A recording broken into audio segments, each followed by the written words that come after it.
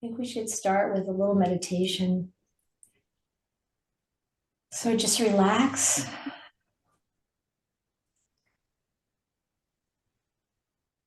Sometimes when I start to sit, I just breathe in, and as I breathe out, I just imagine letting go of everything.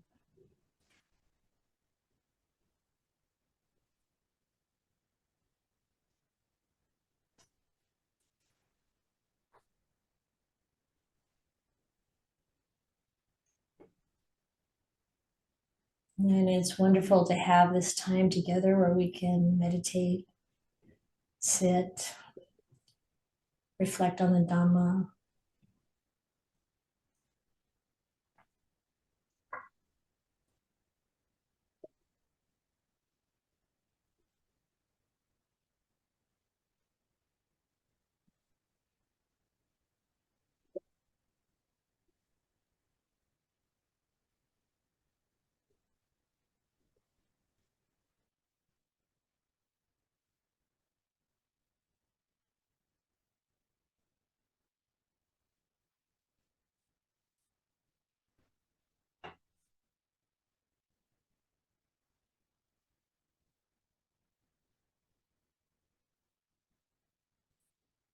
Today, I'd like to bring attention to metta and karuna,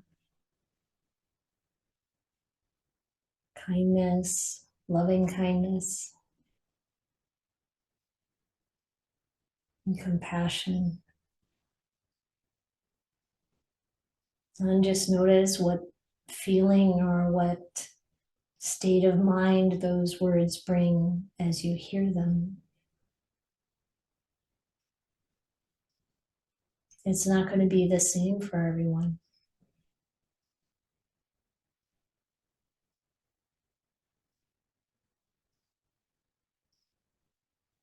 But whatever is there, whatever comes up, we can observe it, witness it. And even if it's a feeling that's other than kind or compassionate, we can be kind towards that feeling.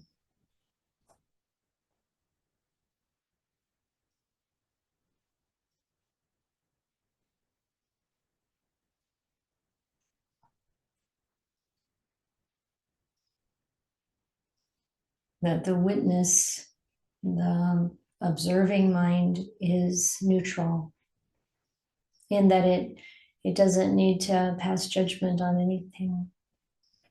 It can just welcome whatever is arising, be present with it, see it for what it is as a passing phenomenon.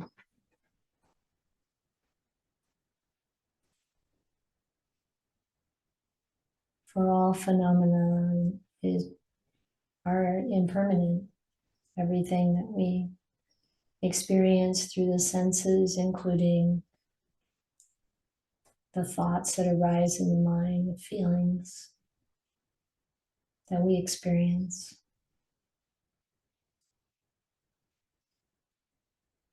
And yet we also make use of feeling and thought to understand Dhamma and to bring the mind to a mental state that's clear and calm, relaxed,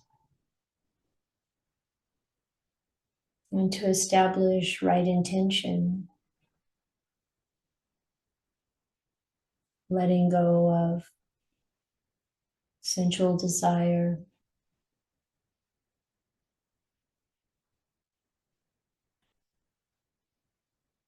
establishing non-ill will, non-anger, and also harmlessness, non-cruelty.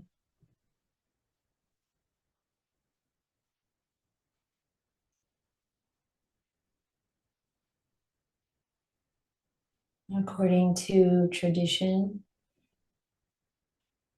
there's a very close association between abhyapaja, non-ill will,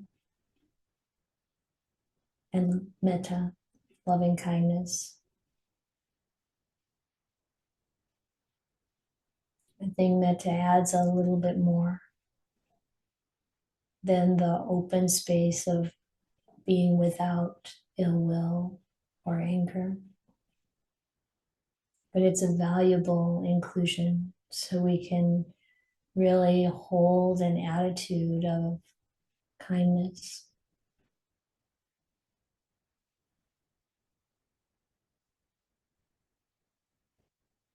And with avihimsa, non-cruelty, it's the same relative to karuna, compassion. Traditionally, they're very closely connected, not quite the same. But to have that added value of compassion in our attitude is so helpful.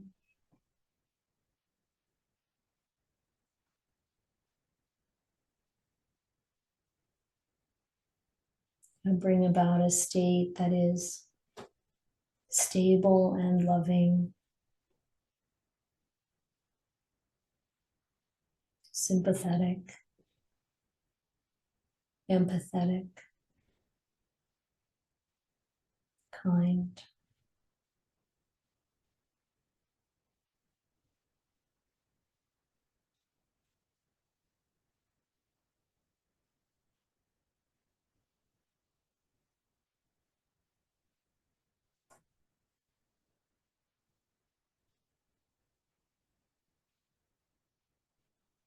And even though these words are coming through the mind and bringing their feelings along with them, those feelings, like I said before, won't be the same for everyone.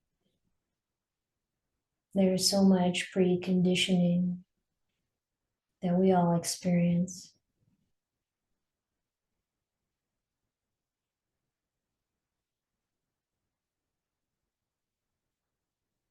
And yet the witness is the same. That's the point at which we have no difference among us. Can observe this, whatever this is, whatever is happening in the present moment. From this position of the knowing, of mindfulness.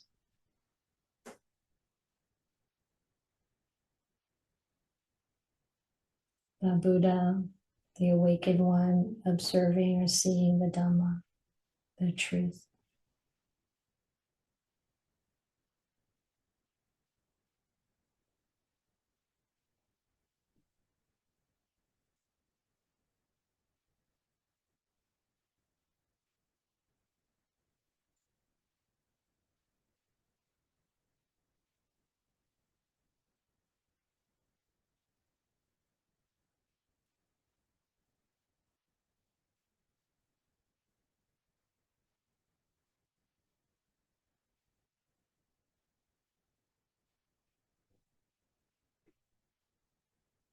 If the conditioning that we're experiencing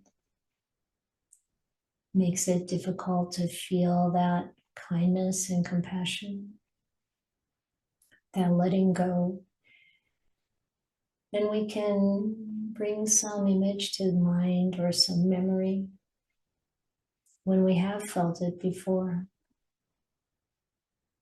As sometimes it's not so easy to access.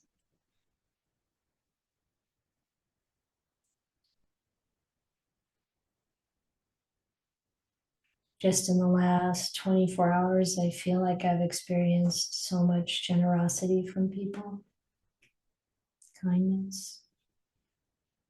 Maybe you have also, or maybe there hasn't been that opportunity, but you can remember times when you've done things that are kind, you've reached out to help someone else, or you've experienced that coming your way, or even a feeling in meditation, a connection with the Dhamma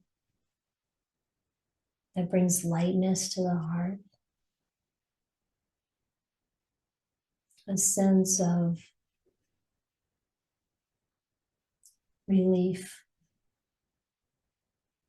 that comes with letting go. This also has that flavor of kindness behind it, in my experience.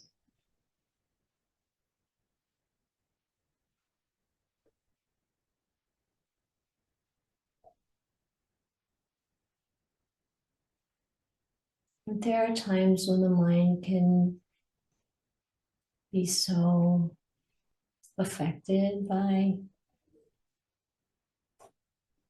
the challenges and difficulties of life that it's hard to even remember. And then the best thing is to really just be present with whatever is there, knowing that it's impermanent.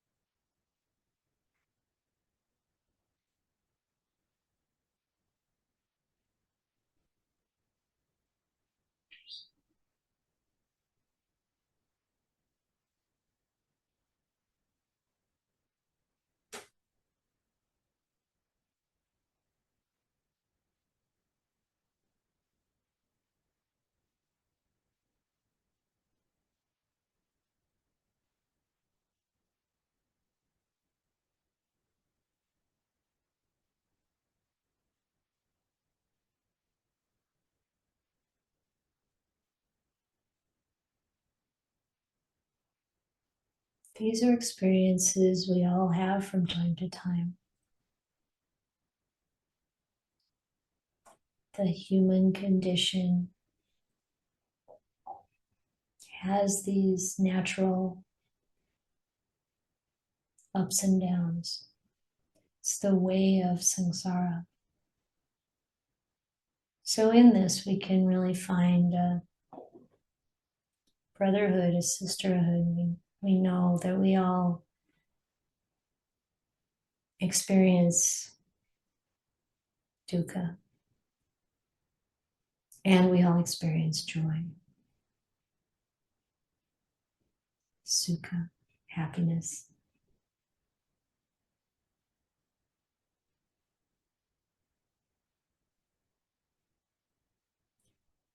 And every one of us has the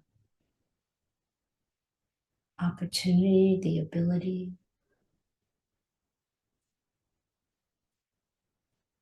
to know the Dhamma. It is right here in this moment.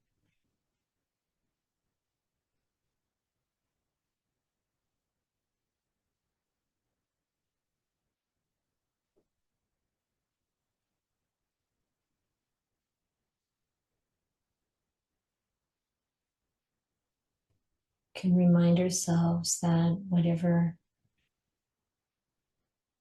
thoughts, feelings, perceptions arise, we can let them go.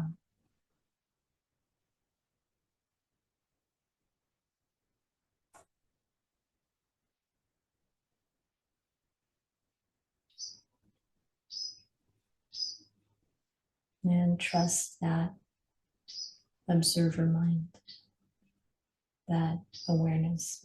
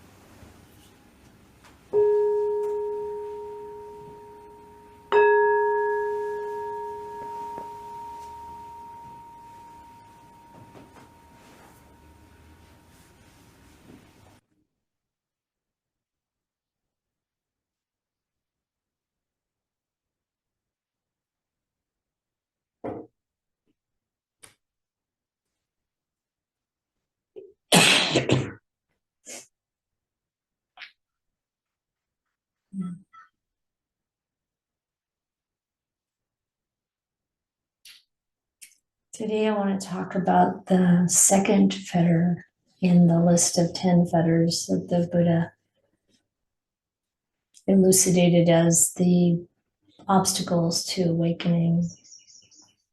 The first one, of course, is personality view, all of our personal conditioning, which of course is a major breakthrough when we see through that. But the second one, which is really social and cultural conditioning, is also extremely challenging and deeply embedded and continues to operate on us. And of course, it has its good and its detrimental or debilitating aspects, and we want to take a look at that. So much of our cultural and social conditioning goes undetected, really. And the part that I'm interested, there's so much there that we can talk about, but the part that I'm interested in talking about today is how we're affected by the trends in our society as we're experiencing them day to day. And how do we manage them or view them or evaluate them, bring them into conscious awareness, and then understand them with Dhamma rather than just the social norms. So I was thinking about the kinds of things that we are seeing take shape in our society. And, we could start with something that seems pretty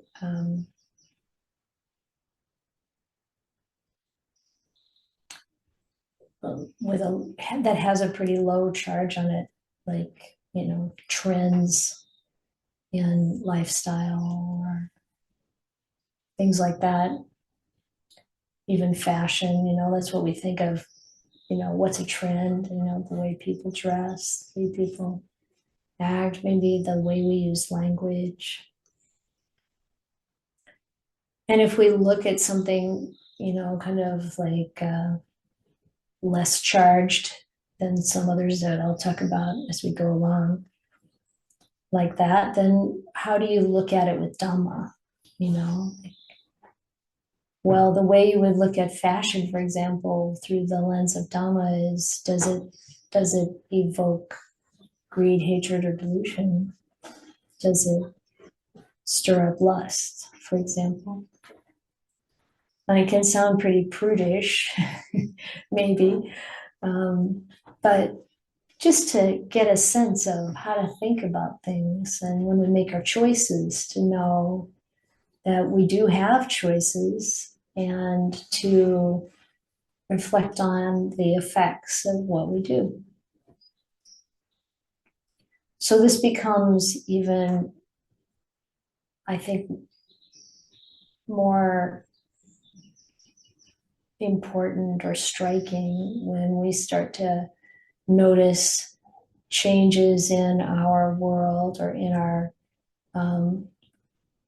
public discourse in terms of hateful language or coarse speech, the kinds of rhetoric that are causing deep divides in our society, certainly here in the US, but also somewhat around the world. And just to reflect on, the Buddha's encouragement to avoid harsh speech, to avoid lying, to avoid malicious speech, to avoid divisive speech. And when we apply the Dhamma, as we observe the trend, then I think it really can help us make distinctions, not in a way that is intended to put others down, glorify ourselves, or become, like I said, kind of prudish or holier than, none of that. But to just recognize that it's so easy to pick up and start acting the way that we see others acting. It's just such a common human um, process. And if we bring up the Dhamma, like, how do we relate to this? Someone recently told me, someone I don't know, but was interacting with in a Dhamma setting, and she's Israeli, and she told me that her family is in Israel, and they're very involved and caught up in the war, and her brother's fighting, and her family is very pro this war in Gaza. And she said she's here and has a different view, but if she was there, she'd be in it the same way they are. And it's just a really striking example of how much we are affected by our social conditioning. Would we take the same position being in a different circumstance? And how much strength it takes, or grounding in the Dhamma, to really observe things through the lens of Dhamma and act in accordance with that, regardless of where we are or how we're exposed to ideas, views, opinions, and how we form our views and opinions, and how to be conscious of that. I remember when I think it was George W. Bush, said there were weapons of mass destruction in Iraq and started the war there, and friends of mine were very much against that. They didn't believe that. They were very much against it. But after a couple of months, or maybe a bit more, they had a completely different view. They thought it was necessary to have this war. And it's like, it's without the Dhamma to guide us, we can so easily be influenced by what we're hearing and what we're seeing, and not really reflecting on it from that perspective of what's bigger than this, what goes beyond these worldly endeavors and goals and objectives, regardless of what's fueling them.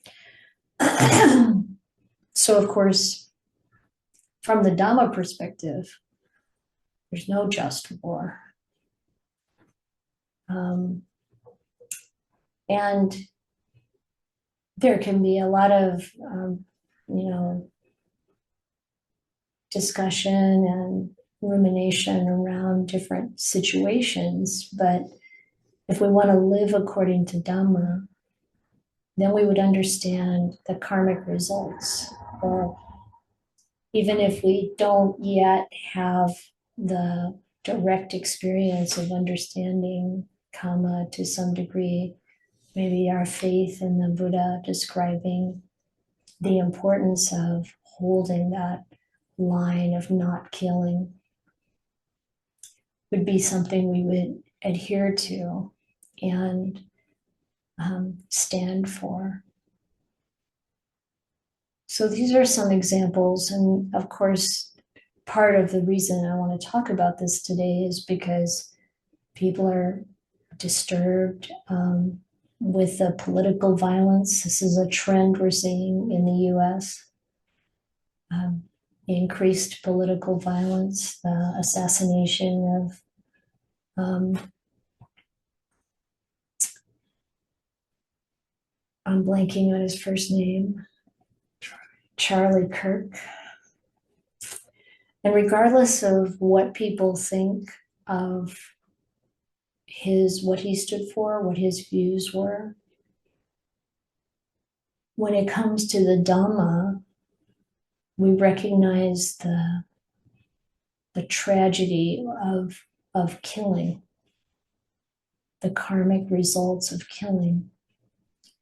Coming back to the woman from Israel, one thing she said about her family is that they believe that if they have this land, Gaza, they'll be safe. And what came up in my mind is you'll be so much less safe, because hatred never overcomes hatred. It just, in hatred and aggression and killing just breeds another generation of hatred. How can we be safe if that's how we approach life? The Buddha said the way to be safe is to see the reality of, the impermanent nature of everything. The dukkha, the suffering in greed, hatred, and delusion. And to let go, to love, to be kind, to be compassionate, to really be free from the entanglement. So it's kind of like, as on a personal level, whatever we're experiencing, to really bring that lens of the Dhamma to it, and to be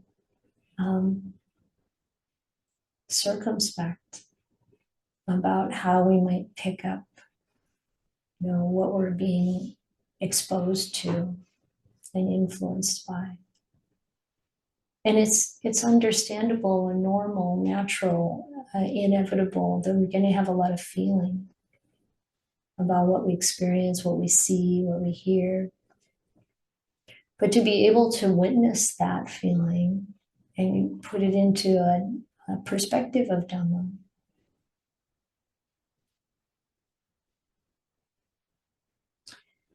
Another trend that we're seeing in our culture is the trend towards medically assisted suicide, or medical aid in dying, sometimes called death with dignity.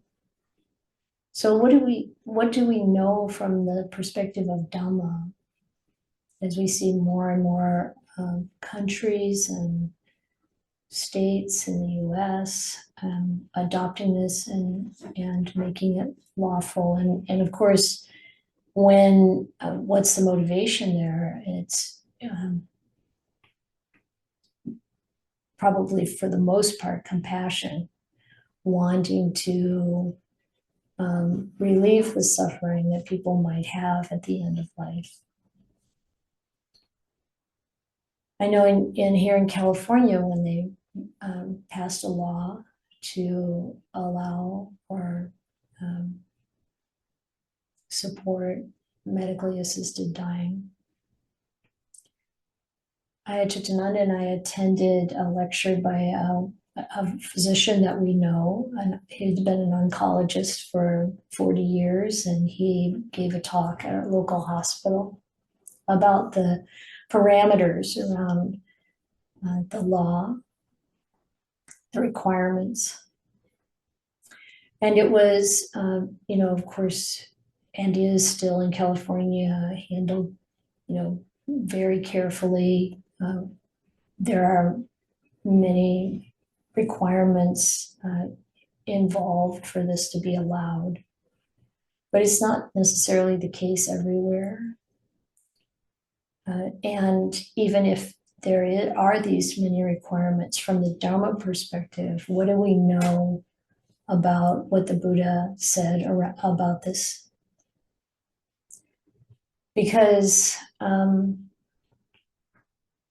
from the position of a completely materialistic attitude, where we see form as our body, from the perspective of this is mine and this life is mine, and in some places the value placed on a person's own autonomy and wishes is very high. And Canada being one of those places, I've seen a few reports and articles. In fact, this month in the Atlantic, there's an article called Canada is Killing Itself, because the laws in Canada have been expanded so that people can choose to have medically assisted dying made, even though they're not terminally ill, even though they're not, nearing death. And the stories and the reports, not just from the Atlantic, but also the BBC and a number of research entities have investigated and looked at what's happening there. The statistic that stands out for me is that in 2023, 1 in 20 people, 1 in 20 deaths in Canada were by medically assisted dying. It's something that's become quite the trend, you might say.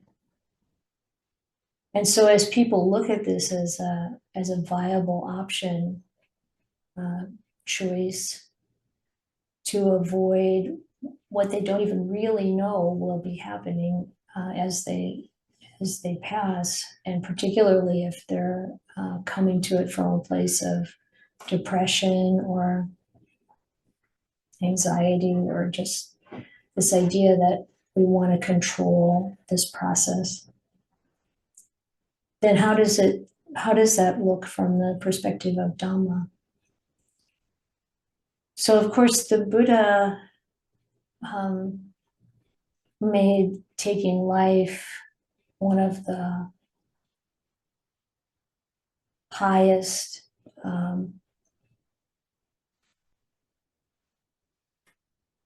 karmic.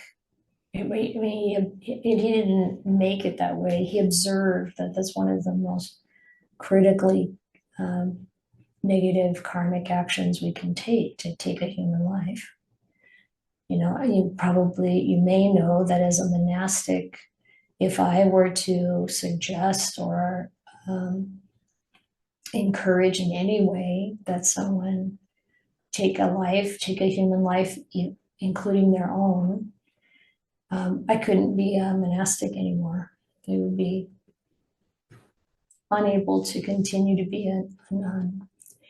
And for some monastics, I know they may feel like it is compassionate, but they, of course, refrain from saying that. For myself, I don't think that it's a matter of a lack of compassion to be clear that this is a bad idea, a choice that we should not consider. And it's because we have to look beyond the material. What do we know about what happens when you die?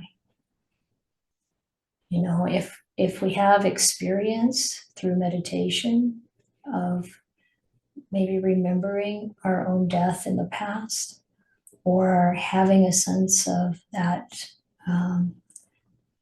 space between lifetimes, then it becomes clearer that there's a lot more going on than this physical process and this, sort of what is happening with the mind relative to the body.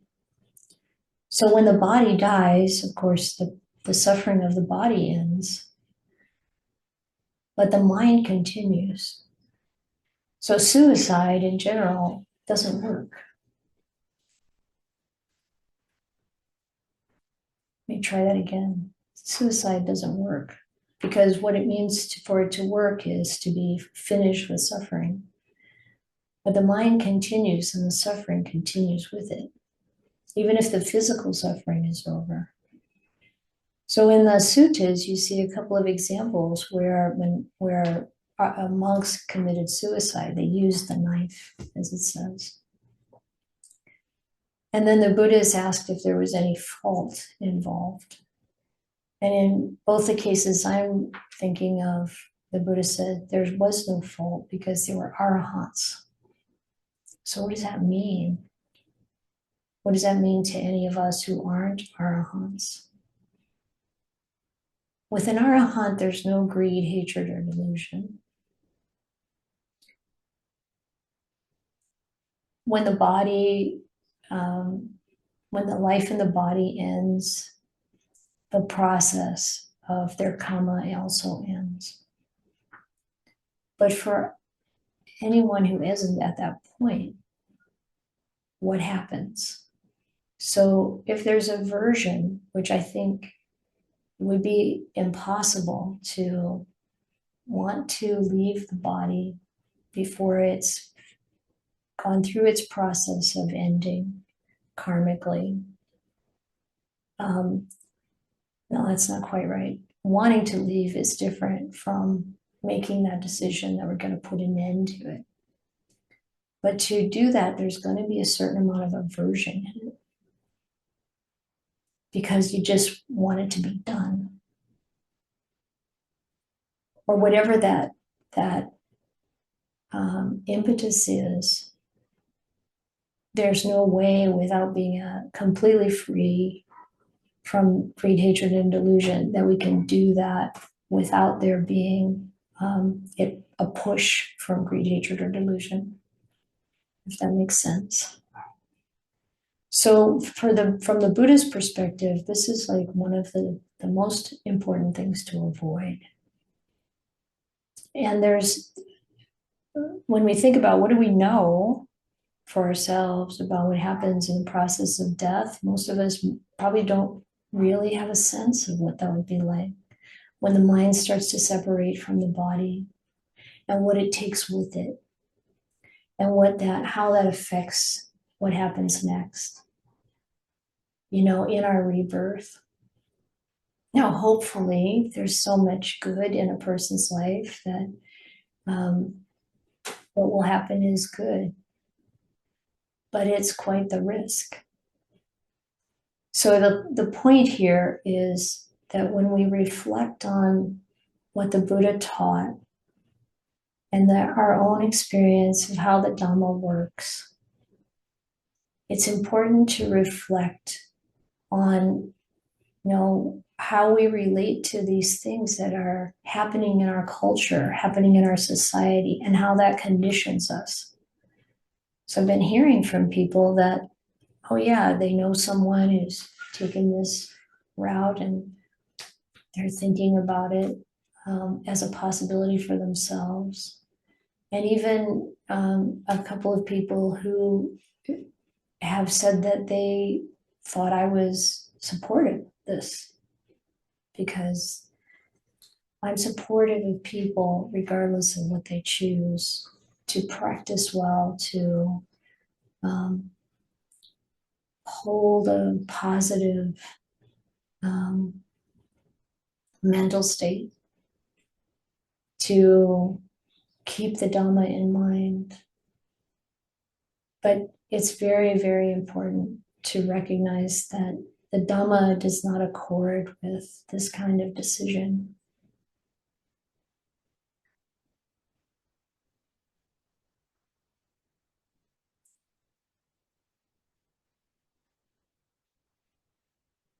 One of the things someone called me yesterday, who was really upset about the assassination of Charlie Kirk, and really worried about the political violence that's around.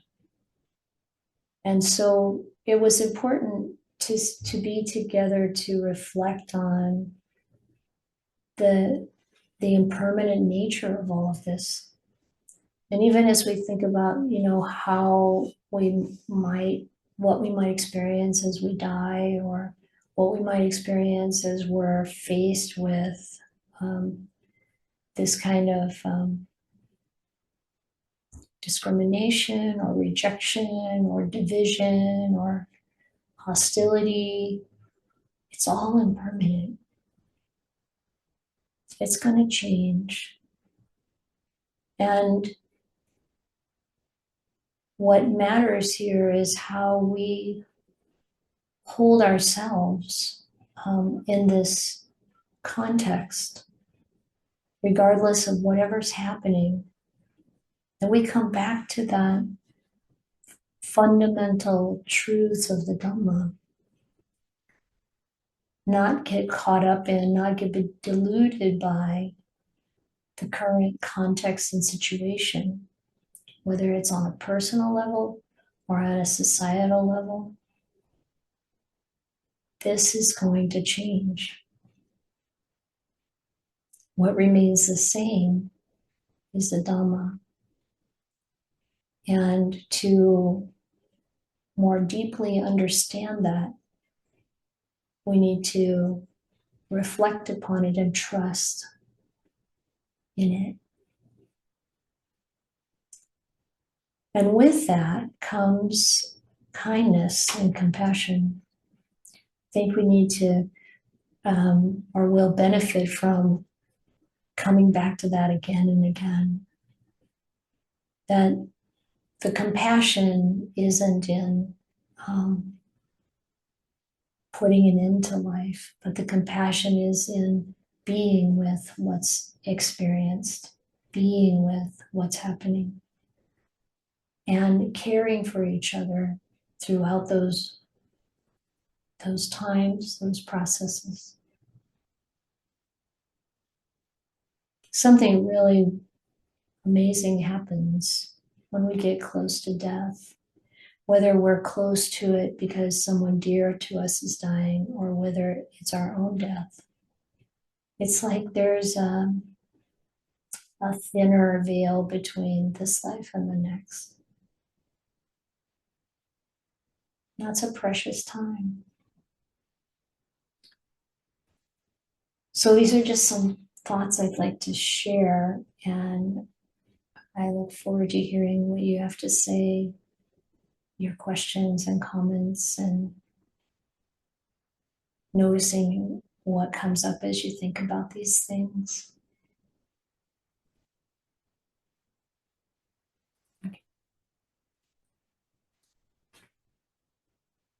I think another thing I just want to add that I think is important is that even though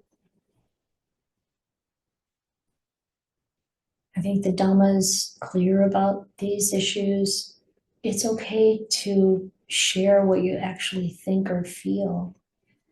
I think if we look at and maybe a different view on it brings something more to light that is beneficial for all of us. I think one of the dangers that we can experience is feeling like we can't talk about our own view, our current understanding, if it seems like it's out of step with the beliefs held in general or what I'm offering as understanding of the Dhamma. Because that's where we all are, as we still have some greed, hatred, and delusions, we still aren't fully free from defilements. We're exploring, and it's like the willingness to be present with what comes up internally for ourselves. We want to also be present with what's coming up for one another. So if you don't agree or you have a different perspective, I'm happy to hear it.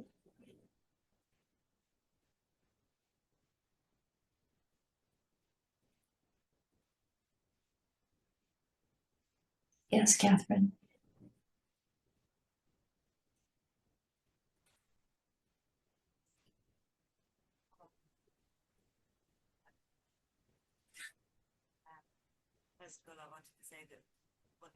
I can't hear you, Catherine.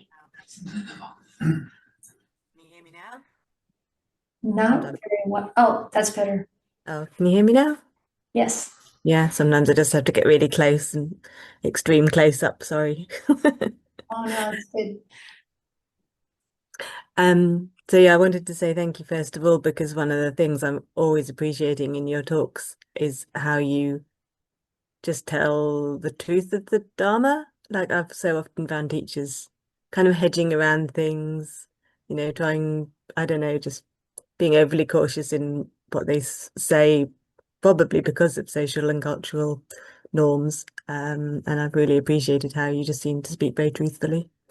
Um, and but my question really was, I was wondering about the Dharma perspective on not taking not taking medication. So like someone who's either coming towards the end of life, choosing to take or not take medication, which may prolong their life a little longer, or just for general health conditions, choosing or not choosing to take medication. Thank you. From what I understand, yeah, you're welcome, Catherine. From what I understand of the Dhamma, there's no prohibition. You want it, you have to see in the situation, hopefully you'll have some sense of what's going to make you more comfortable and clear. And I think there's no problem with taking medication. In fact, one of the things that happened recently is talking with a physician friend, um, part of this community, who had worked as a hospice physician for quite some time, and they said that they wanted to offer an alternative to medically assisted dying by offering really excellent palliative care. And so that involves medication to make people comfortable. And I think that that's totally fine. I don't see any prohibition around that in the Dhamma. Of course, the Buddha said not to take, drugs that cause us to lose our mindfulness, but he's not talking about medically. I think he's talking more about trying to escape from our mental suffering. But as far as physical suffering is concerned, I think it's really helpful actually to try to reduce the pain, the inflammation, the suffering. And even if that's quite strong medication, if the person still has presence of mind enough to be able and the ability to communicate, that helps. Of course, it's a little harder, I found, with my own mom as she was going through that process, to know how much medication is good for her at that time. So one thing we should prepare for is that it's not going to be a perfect situation. We're not going to know necessarily exactly. We do the best we can. But I would definitely think of medication as a way to ease the physical suffering. Could I ask one other thing? Of course. Which was, I guess I was also thinking about choosing not to take medication and then that the consequence being that one's life is shortened. So Oh, I'm thinking about my mum who has early stage dementia and she's choosing not to take heart medication because she doesn't want to live longer than maybe she will naturally live because of the yeah. dementia. Thank you for clarifying that, because I think that's also an important thing to consider.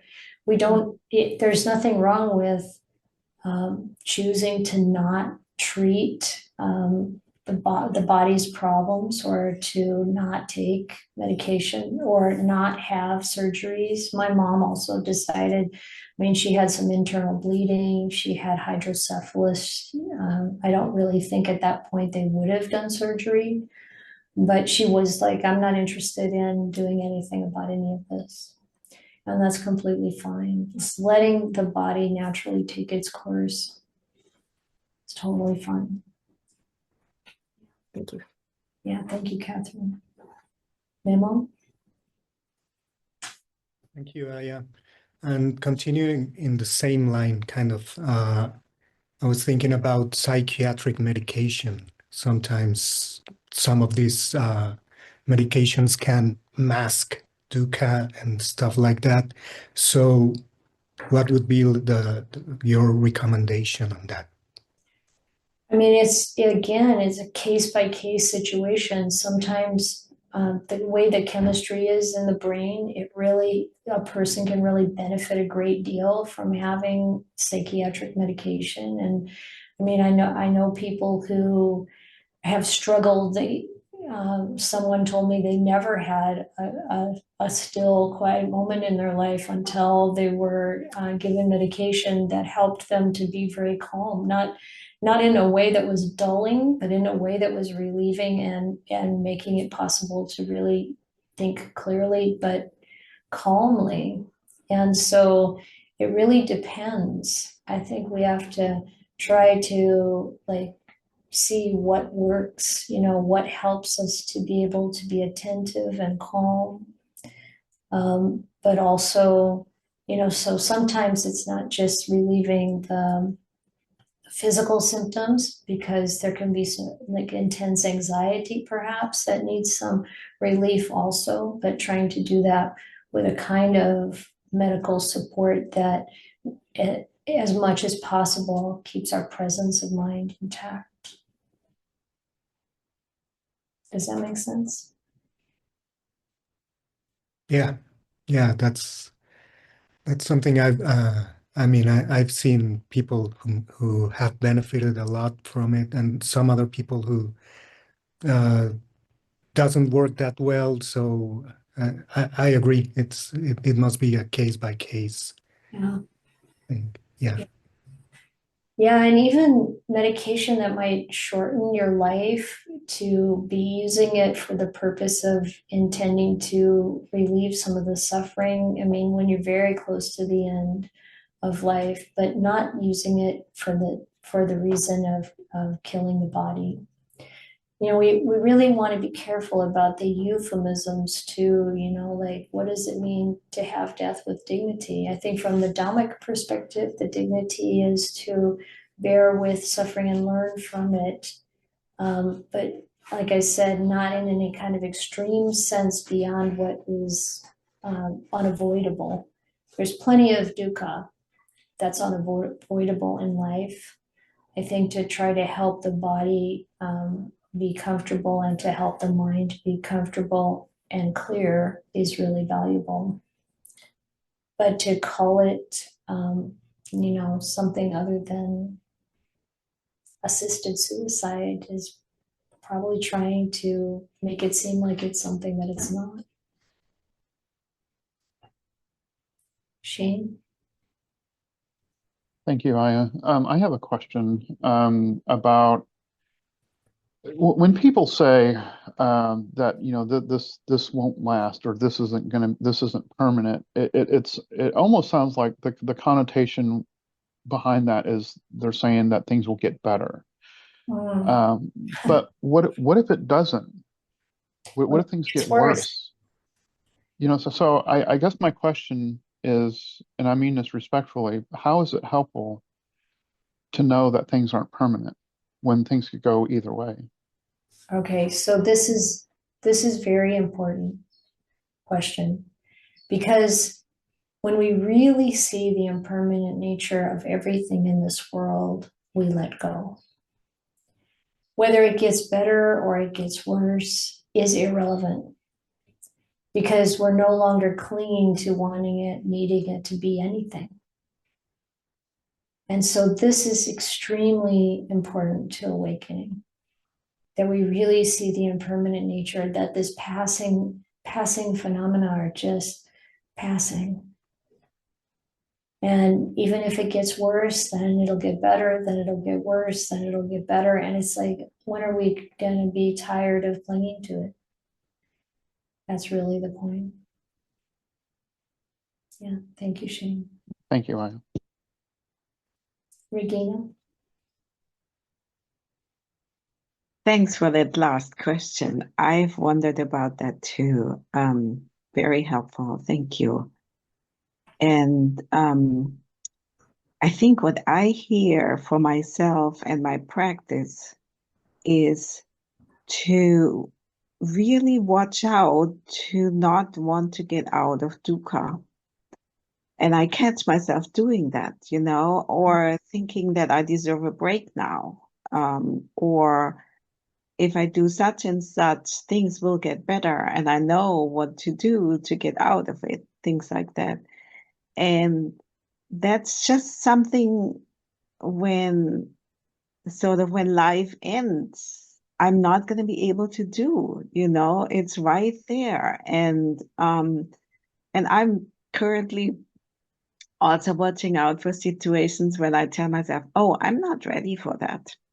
A friend recently just we had a conversation, and she looked at me and said, we are never ready. We're never quite ready.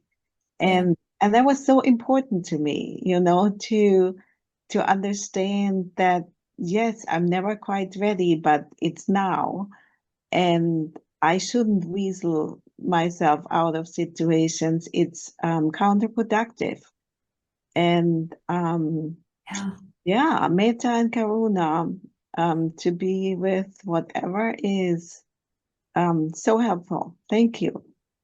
Yeah, you're welcome. I mean, I think we can all see the delicate kind of relationship with dukkha, where we don't want, if we try to avoid it, if we try to repress it, if we try to like do something other than be present with it, we can't really overcome it.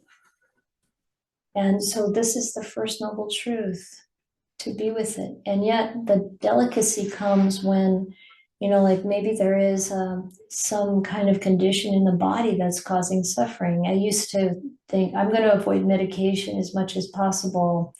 I have a headache, okay, I can stand it, I can be present with it.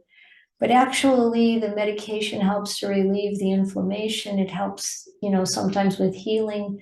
So it's like knowing that we're doing something to help the situation without trying to avoid the dukkha. It's a delicate kind of understanding. When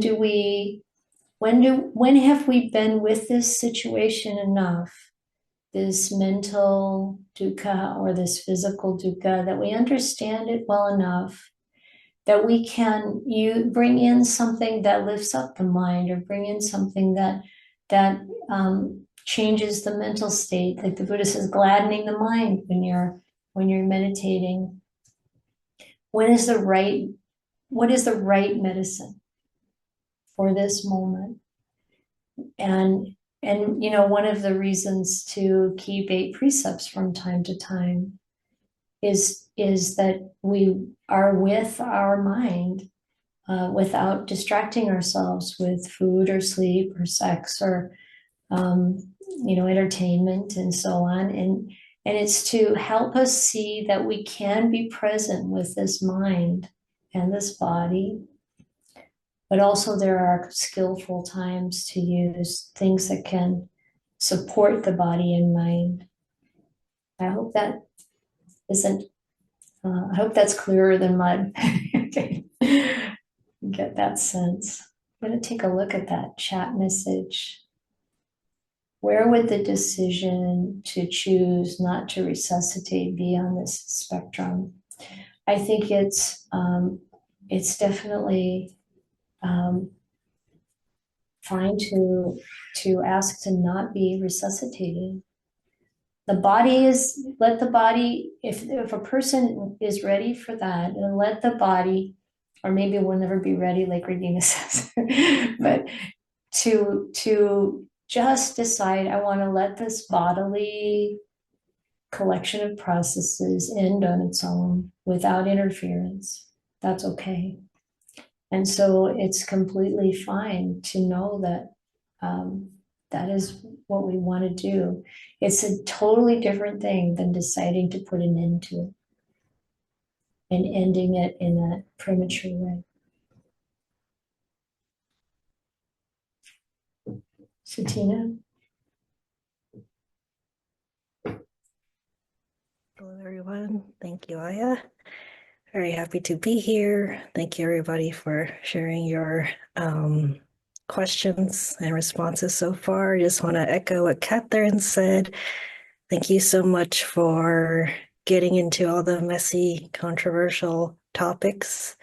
Thank you for not wanting to stay politically clean. Really appreciate that. And my question specifically, well, I just wanted to mention one thing. You were just responding to that question on chat.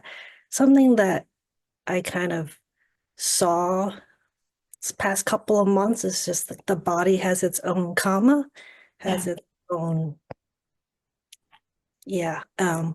My question, just to maybe pull in another controversial topic that I haven't personally investigated in of this topic and the Dhamma, how they align, is regarding, I guess, late stage abortion. I so say towards the start of the third trimester. Mhm. Do you want to shed some light on that intersection?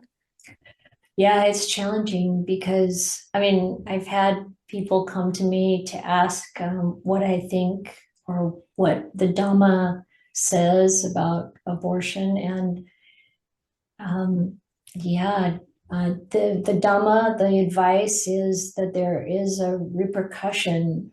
There are consequences. There is karma that gets made through that. And one couple came to me, and particularly when it's a situation where it's not health related, but it's not the right time for this couple to have a child according to their sense of where they're at. And then my advice is pretty strong to really recognize the karma that gets created in doing this. Mm. However, I also know that there's a path of spiritual recovery when we make those choices. So I'm gonna say, don't do that, avoid that, and in a situation, people might decide to do that anyway. And so there's a difference in like what the Dhamma is saying is like, avoid this, don't take life. And yet sometimes people will decide to because they're in really difficult situations. And then when they do decide to, I support them in spiritual recovery, because there is spiritual recovery for anything that we do. So it's one of those things that it's hard, like there's been a lot of discussion recently in the community around, is it okay to lie if you're saving someone's life? And from the perspective of Dhamma, I'm going to say avoid lying, be committed to not lying, be committed to not killing, be committed to not, doing any of these things against the precepts. And in that moment, if that's the best we can do, we have to work with that karma that gets created. If that makes any sense. It's not in any way encouraging to think of this as the right choice. And yet, my support for people to come through that process is fully there for them. I hope that's clear enough. Thanks for the question, Satina. Look forward to seeing you soon. Mira? I guess the thing that I want to add in after all the different kinds of conversations we're having is that there's, I think, more than one karmic stream or karmic action and result that's happening at the same time. So that's part of how I've been thinking about it, and that I want to include in. And what are are you thinking about, I mean, one important thing is to really try to see this above and beyond the worldly view. Yeah, even above and beyond the worldly, I think that there's more than one. If you take an action of any of the different contents we're talking about, like, so a third trimester abortion, if you take that action, maybe there's, I don't know, I want to say like 17 things at play that are part of that intention. And Yeah. so it'll be like a result from all of those threads. Like when you were saying, if somebody does assisted suicide, that, there's also whatever good karma, and then there's this karma, like there's just more than one karmic result. And Or there's an algorithm that we don't understand. The Buddha said, don't even try, but there's so many different influences in it.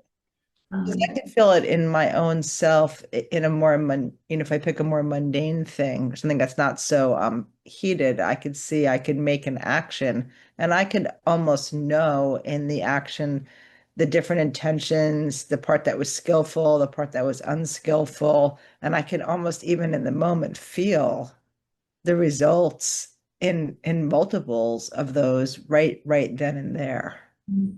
So I just want to include that in some way. Yeah, thank you, Mira. Yeah. I mean, I think the one very important point here to just kind of summarize is that we are careful to be aware of how what we're hearing and what we're exposed to on a daily basis affects the way we think, affects our views and opinions and our choices and our habits.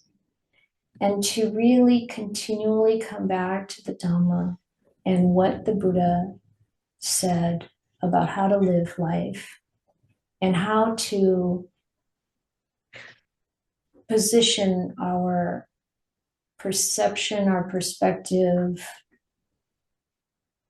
in Dhamma, which transcends this conventional reality.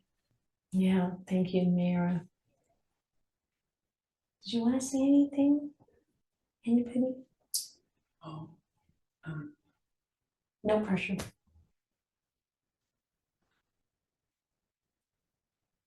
I mean, I like dogs, but I don't think liking dogs is a cause for being reborn as a dog. No, it's like if you're really into, like, I heard Ajahn Blian said that sometimes the older women get really into their dog, and he said if you really get into like the dog so much that you could wind up as that dog's puppy someday. Right. I mean, the point being that what we often think of, that's what we become. And that's in the Dhammapada, like what do we often think of? If we are into something in this world, whatever it is, if we're into, do we really want a lifetime of that, or do we want to really see it as it is, that this is causing pleasure? Okay, this is a source of entertainment. Okay, but the mind needs to elevate beyond that and really understand the true nature of reality. Well, you have the dog duty ascetic sutta. The dog duty ascetic sutta, yeah. It says there wrong view. You yeah. could go to hell for that, he says. Right, or if you perfect the dog mind, you get reborn as a dog. If you perfect the dog mind, yes. Right. So, but I don't know if That's having a baby that's the dog is idea. perfecting the dog mind. Anyway, It depends on the person, what they're doing. Okay. Depends on what you're doing with your mind. Yeah. I mean, I really like my daughter's dog. Rosie is a real joy. She's also a real pain in the neck, but she's so cute. But it's not like we don't notice our likes and dislikes and our connection with other living beings, and that's real, that connection with other living beings. But we don't we want to always bring the mind back to seeing the nature of reality. Melissa?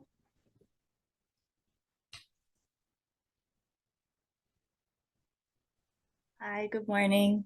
Good morning. I'm here with my friend Melissa. Oh. Yeah, and Yogi. Oh, Alex, I didn't yes. know it was you. Yeah, no, that makes sense. Just on the little picture, I couldn't Right, tell. right. But thank you so much for this topic. It's really always timely. And when I first started studying Buddhism, I was really averse to the idea of not euthanizing our animals when it's, when it's time. And as like over the years, I've really been able to broaden that view, and what you said about how compassion is not ending the life, but being with them and holding that space for them. I just wonder if you have any advice, because I would, my previous dogs, before I euthanized them, there was quite a long period of hospice time where I was trying to maximize their quality of life and kind of make that decision skillfully, even though I wasn't really practicing Buddhism at the time.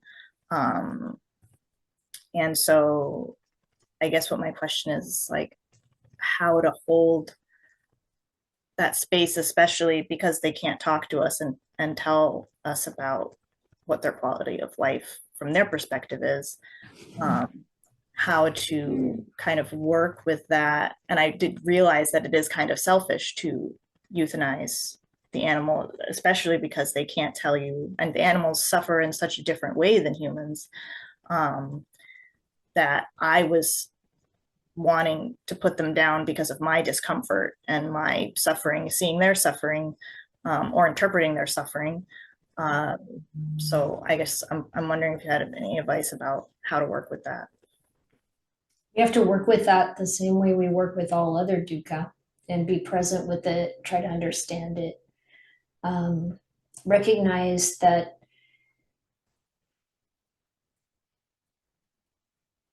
there's much more going on than we recognize, than we understand. I'll give you an example. So we had, this was while I was away in Australia a couple of years ago.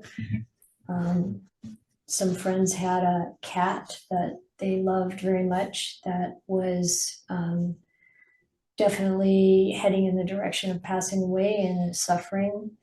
And they came to Ayya and asked if they should put the cat down. And she said, no, be with the cat, make the cat comfortable, like really care for her. And they did. They took the cat even up to the veterinary clinic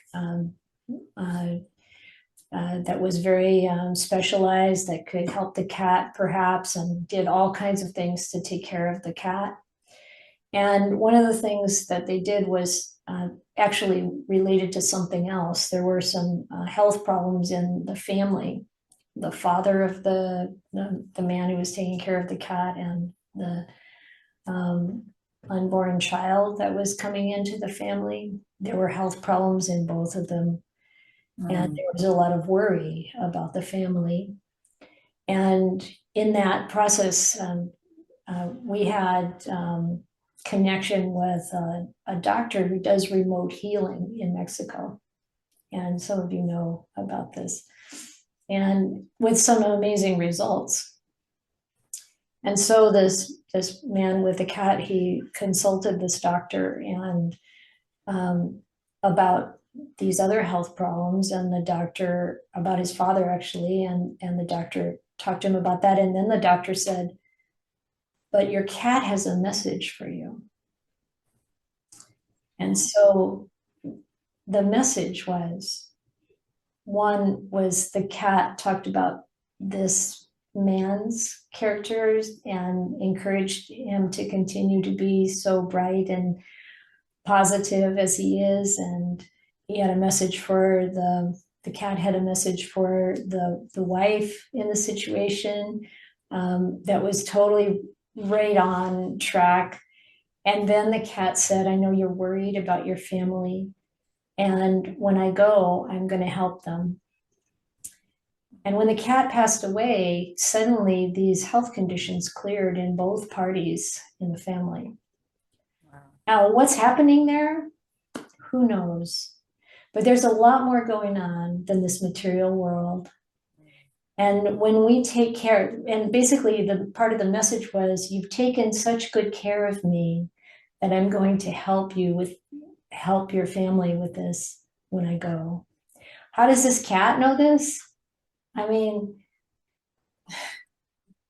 you can say, well, that sounds really just too crazy to believe. You don't have to believe, but I would like to really encourage the reflection that there's a lot more going on than we understand with regard to life and death. And when we try to take control of it, it's with a very blunt instrument.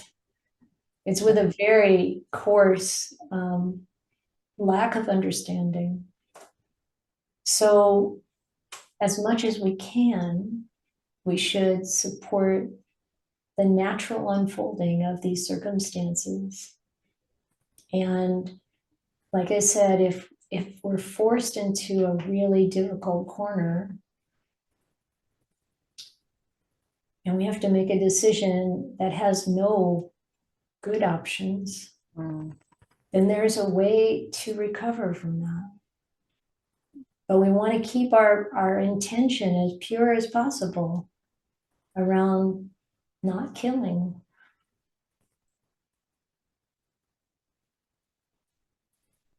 Thank you. You're welcome.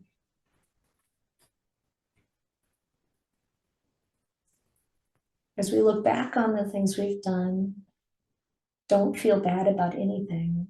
Just learn from it. As we look forward, have the intention to really live by the Dhamma and to open up to what we've never known before, because it's there.